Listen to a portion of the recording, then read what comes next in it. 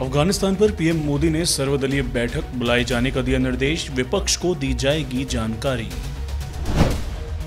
जातिगत जनगणना को लेकर पीएम मोदी से मिले नेता, नीतीश कुमार बोले, उम्मीद है प्रधानमंत्री मोदी हमारी बात पर गौर करेंगे। राष्ट्रीय आपदा प्रबंधन संस्थान ने जारी की रिपोर्ट, कहा कोरोना की तीसरी लहर सितंबर महीने में आने की आशंका, बच्चे नहीं होंगे चपेट में। दिल्ली में लगा देश का पहला smog tower, CM Arvind Kejriwal ने किया उद्घाटन। भारतीय सेना की 5 महिला अधिकारियों को प्रमोशन कर दिया गया कर्नल रैंक। सुप्रीम कोर्ट ने केंद्र राज्य सरकारों पर फिर उठाए सवाल, पूछा किसानों के धरने के चलते सड़कें अब तक बंद क्यों। और नवजोत सिंह सिद्धू ने सलाहकारों को किया तलब, खतरनाक बयानों को लेकर अमरिंदर सिंह ने लगाई थी फटकार।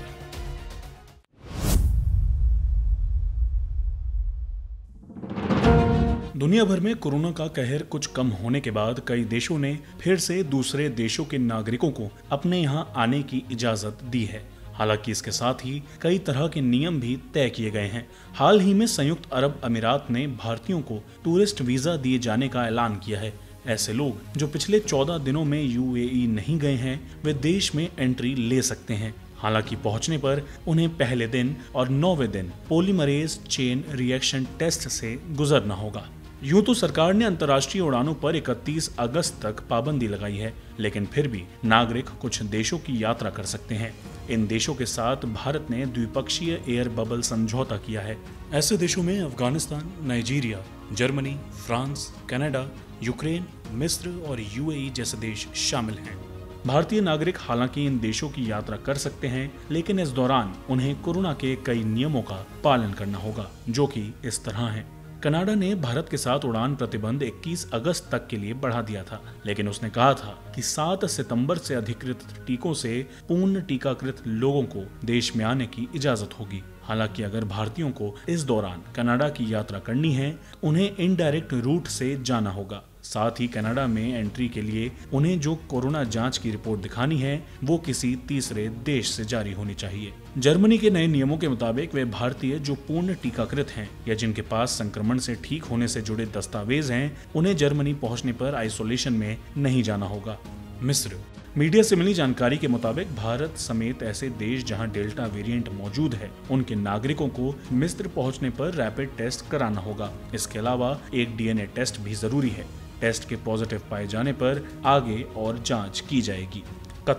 कतर उन देशों में से है जिसने पिछले कुछ दिनों में भारत के लिए अपने दरवाजे खोल दिए हैं। हालांकि इसके लिए यात्रियों का कतर के स्वास्थ्य मंत्रालय द्वारा अधिकृत टीके से पूर्ण टीकाकृत होना जरूरी है। इसके अलावा देश पहुंचने पर भी यात्रियों को 10 दिन के अनिवार्य होटल क्वारंटीन से गुजरना होगा। कुछ देशों ने जहां भारतीय नागरिकों के लिए अनिवार्य क्वारंटीन जैसे कठिन नियम तय किए हैं, वहीं कुछ ऐसे भी देश हैं जहां भारतीयों को आइसोलेशन में जाने की जरूरत नहीं होगी। Kyrgyzstan, Afghanistan, Armenia, Maldives, Ethiopia, Mozambique, Namibia, Senegal, दक्षिण अफ्रीका इन देशों में से हैं, जबकि मैक्सिको, बारबाडोस, रवांडा, तुर्की और पनामा में क्वारंटीन का नियम सख्ती से लागू है। Bureau report, go news.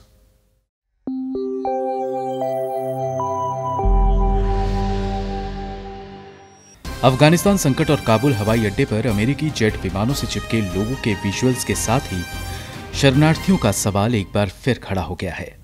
United Nations high commission for refugee या यूएनएचसीआर के मुताबिक 2.6 मिलियन शरणार्थियों के साथ अफगानिस्तान तीसरा ऐसा देश है जहां से सबसे ज्यादा शरणार्थी निकलते हैं।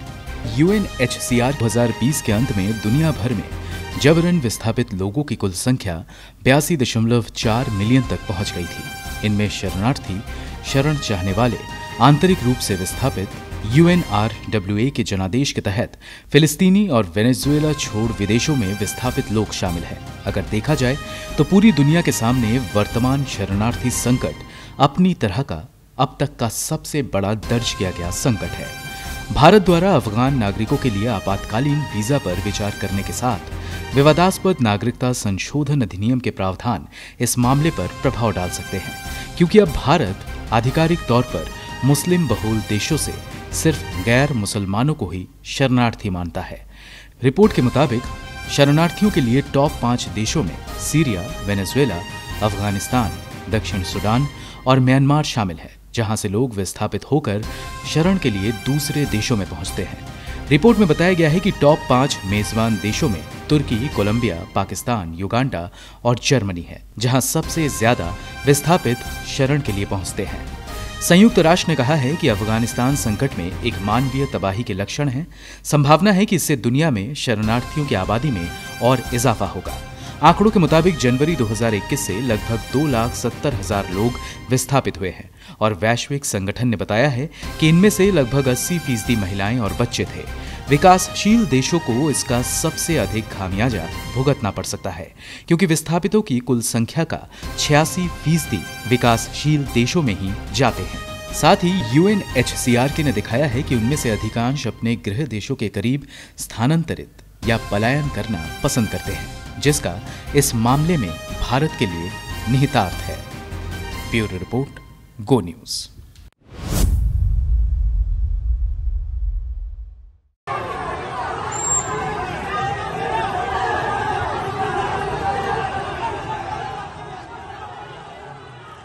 अफगानिस्तान पर कब्जे के बाद तालिबान राष्ट्रीय ध्वज को बदलने की कोशिश में है, जिसका देश भर में विरोध हो रहा है। तालिबान विरोधी प्रदर्शन के दौरान पूर्वी शहर जलालाबाद में कम से कम 3 लोगों की जानें गई हैं। अफगान ध्वज हटाने से कम 2 शहरों में विरोध प्रदर्शन हो रहे हैं। हालांकि ये पहली बार नहीं है जब अफगानिस्तान का झंडा बदला जा रहा है। सोवियत संघ के जाने के 3 साल बाद 1992 में अहमद शाह मसूद के मुजाहिदीन ने काबुल पर कब्जा कर लिया था। जून में बुरहानुद्दीन रब्बानी एक इस्लामिक राष्ट्र के राष्ट्रपति बने। उन्होंने दिसंबर 1992 में देश का झंडा बदल दिया। पहली बार उन्होंने अफगानिस्तान के झंडे में शाहदा शामिल किया, जो तालिबान के सफेद झंडे में देखा जा सकता है। यही वो दौर था जब तालिबान का उदय हुआ। साल 1994 में बुरहानुद्दीन रब्बानी के शासन से लोगों में गुस्सा बढ़ने लगा, जिससे उनकी सरकार कमजोर पड़ गई। शांति के वादे के साथ तालिबान की इसी साल अक्टूबर महीने शुरुआत हुई। तालिबान ने अपने उदय के साथ ही दक्षिण पश्चिम अफगानिस्तान पर कब्जा कर लिया और इसके 2 साल बाद ही संगठन ने काबुल पर कब्जा कर लिया। साल 1996 में काबुल पर कब्जे के बाद तालिबान ने अफगानिस्तान को इस्लामी अमीरात घोषित कर दिया और शुरू में झंडे को सफेद रंग में बदल दिया। फिर 1 साल बाद इस पर काले रंग में शाहदा लिखा गया। इसके बाद देश भर में खून खराबा लगातार जारी रहा।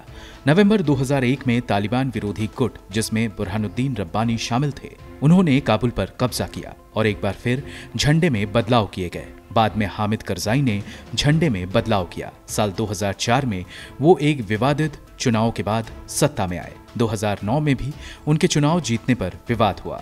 अगस्त 2013 में करजई के शासन के अंत के बाद फिर से झंडे में बदलाव किए गए। सितंबर 2014 में अशरफ गनी चुनाव में 2 दौर के मतदान के बाद राष्ट्रपति बने, जिसका उनके प्रतिद्वंदी अब्दुल्ला ने कड़ा विरोध किया।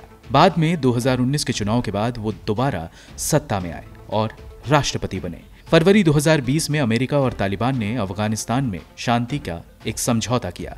तभी अमेरिका के राष्ट्रपति रहे डोनाल्ड ट्रंप ने सेना की वापसी का ऐलान किया था।